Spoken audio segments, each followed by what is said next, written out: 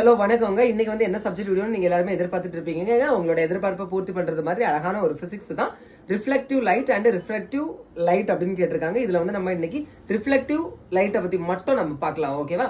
Simple concept என்ன அப்படின்னு பாத்தீங்கன்னா, ஒரு லைட் வந்து என்ன ஆகுது, இங்க பட்டு அப்படியே என்ன ஆகுது, ரிஃப்ளெக்ட் ஆகுது. ஓகேவா? அதுதான், வேற ஒன்றும் கிடையாது. ரொம்ப சிம்பிள். இங்க பாருங்க, இது வந்து ஒரு மிரர்னு வச்சுக்கலாம். சரியா? அப்ப இங்க இருந்து ஒரு லைட் வருது, இந்த மிரர்ல பட்டு என்ன ஆகுது, அந்த இடத்துக்கு எதிரொலிக்குது. சரியா? இத இங்க லைட் ஃபர்ஸ்ட் வருது பாத்தீங்களா, அதை என்ன சொல்லுவோம்னா இன்சிடென்ட் ரே. ரிஃப்ளெக்ட் ஆகுறத ரிஃப்ளெக்டட் ரே அப்படின்னு சொல்லுவாங்க. சரியா? அதுல வந்து என்ன ஆகும், ஒரு ஆங்கிள் வந்து கிரியேட் ஆகும், அதாவது கோணம் உருவாகும். அது ஆங்கிள் ஐ அப்படின்னா என்னது, angle of incident. Angle R என்னது, ஆங்கிள் ஆஃப் ரிஃப்ளெக்ஷன். ஓகேவா? இதுல சென்டர்ல நார்மலா நம்மளே ஒன்று கிரியேட் பண்ணிக்க வேண்டியதான். அடுத்தது இது வந்து 2 லாக்கு உட்படும். என்னெல்லாம் அப்படின்னு பார்த்தீங்கன்னா, எப்பவுமே இந்த ஆங்கிள் ஆஃப் இன்சிடென்ட்டும் ஆங்கிள் ஆஃப் ரிஃப்ளெக்ஷனும் சேமா தான் இருக்கும்.